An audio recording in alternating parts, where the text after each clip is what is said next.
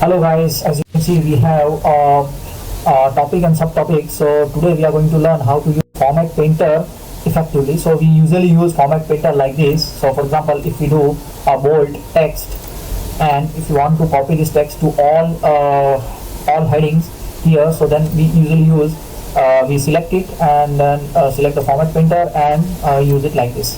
So now if you want to use it dynamically and at the same time you want to make those all header bold, how can we do it? So here is a shortcut key. First we select this text and then we press Ctrl Alt and copy. At the same time we select all our headings and then here we press Ctrl Alt and V.